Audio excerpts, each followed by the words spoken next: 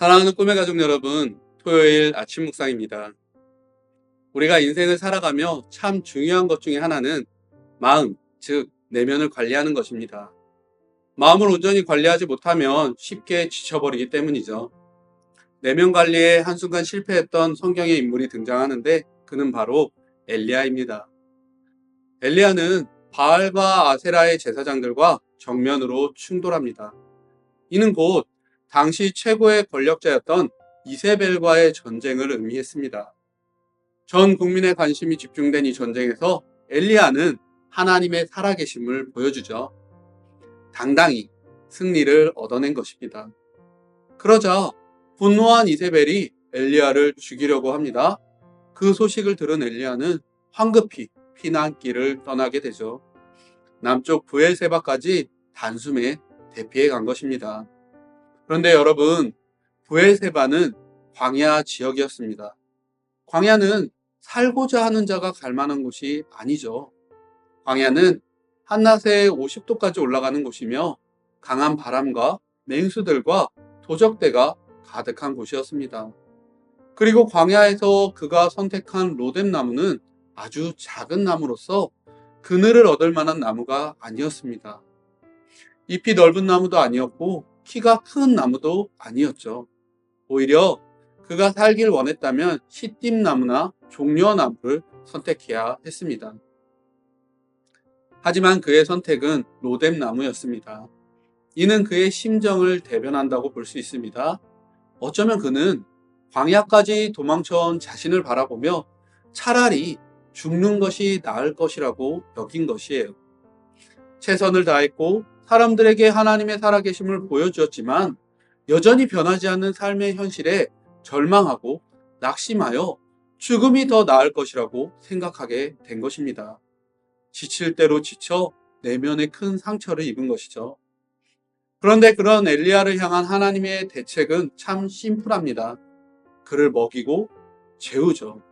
힘을 주는 것이었습니다. 하나님은 천사를 보내 엘리야에게 떡을 먹이셨습니다. 그리고 물을 마시게 하셨어요.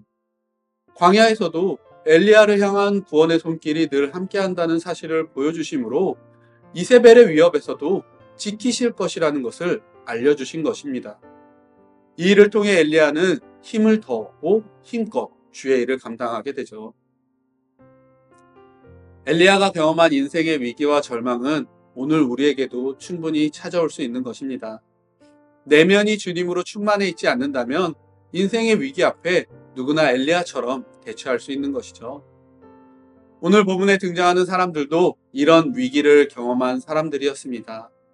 하나님은 하나님의 사람 요엘을 통해 하나님이 주신 말씀을 들고 사람들 앞에 서게 하셨습니다. 그리고 그 말씀을 전하게 하셨습니다. 그럼 이스라엘이 마주했던 위기가 무엇이길래 요엘은 이스라엘에게 전할 하나님의 말씀을 들고 섰을까요? 그 위기는 메뚜기로 인한 재앙이었습니다. 본문 4절은 그 재앙을 이렇게 기록하죠. 팥둥이가 남긴 것을 메뚜기가 먹고 메뚜기가 남긴 것을 느치가 먹고 느치가 남긴 것을 황충이 먹었도다. 총 4종류의 메뚜기 떼가 온 이스라엘의 작물을 황폐하게 만들었습니다. 작물 중 그 무엇 하나도 남지 않도록 4종류의 메뚜기가 철저히 이스라엘의 재앙을 남긴 것이에요. 모든 것이 사라졌습니다. 물처럼 마시던 포도주를 비롯해 소재와 전제로 드릴 곡식도 남지 않았습니다. 생존을 위한 모든 것이 사라져버린 것이에요.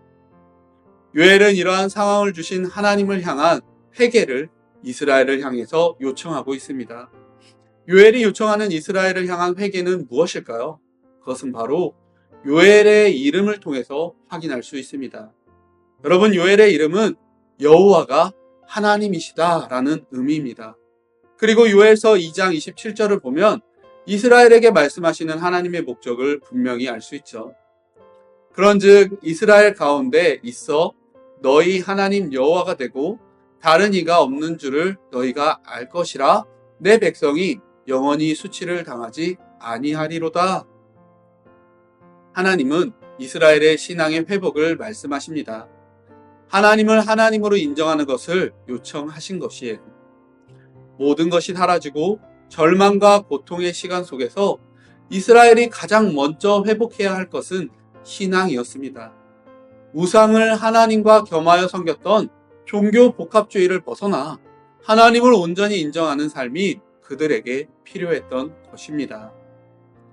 사랑하는 꿈의 가족 여러분, 우리의 삶에 메뚜기의 재앙처럼 모든 것이 사라진 순간이 찾아올 때 주어진 환경을 이겨내 보려고 해도 도무지 이길 수 없는 것 같은 절망의 순간이 찾아올 때 그때가 바로 하나님을 향한 믿음을 회복할 때임을 기억하시길 바랍니다.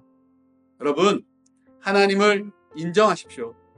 하나님만 구세주로 믿는 믿음을 회복하십시오. 그렇게 우리가 주님을 향한 믿음을 회복하면 인생의 흉년을 이겨낼 힘을 얻게 될 줄로 믿습니다. 주님은 회복된 믿음으로 주님께 나아갈 이스라엘을 향한 축복을 이렇게 말씀하십니다. 여호와께서 시온에서 부르시고 예루살렘에서 목소리를 내시리니 하늘과 땅이 진동하리로다. 그러나 여호와께서 그의 백성의 피난처 이스라엘 자손의 산성이 되시리로다. 우리를 향한 회복의 은혜를 베푸시는 주님을 더욱 신뢰하는 꿈의 가족이 되시길 예수님의 이름으로 축원드립니다. 함께 기도하시겠습니다. 사랑의 주님, 오늘도 우리의 인생 가운데 하나님의 은혜와 사랑을 허락해 주시니 감사드립니다. 주님, 우리의 삶 가운데 메뚜기의 재앙처럼 두렵고 어려운 현실이 찾아온다 할지라도 우리가 주님을 향한 믿음을 회복하고 주님께 온전히 나아가며 하나님을 하나님으로 인정하는 신앙 가운데 설 수 있도록 주님께서 인도하여 주시옵소서. 그러한 신앙 가운데, 그러한 믿음 가운데 우리가 온전히 설 때 주님이 우리의 삶 가운데 흉년을 이겨낼 힘과 지혜를 주실 줄로 믿습니다. 하나님, 우리의 삶 가운데 날마다 은혜를 베풀어 주시고 그 은혜의 삶 가운데 충만한 주님의 사랑을 경험하는 우리 꿈의 가족들 될 수 있도록 주님께서 은혜 더하여 주시옵소서. 우리와 함께 하시며 오늘 하루도 주님의 사랑으로 충만히 우리의 삶을 채우실 그 주님을 기대합니다. 살아계신 주 예수님의 이름으로 기도드립니다. 아멘. 주님을 신뢰합니다. 아직 보이지는 않지만 시작하신 주가 끝내 마치실 것을 온전히 나 신뢰합니다. 나 주님을 신뢰합니다. 아직 이해할 순 없지만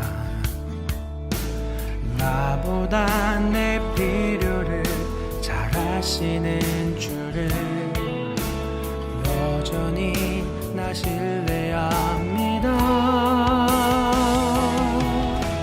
주님이 주님 되시기에 나는 두렵지 않습니다. 내 믿음은 결과가 아닌 오직 주께만 있으니 나는 주 신뢰해. 주님이 주님 되시기에 나는 두렵지 않습니다. 내 믿음은 결과가 아닌 오직 주께만 있으니 나는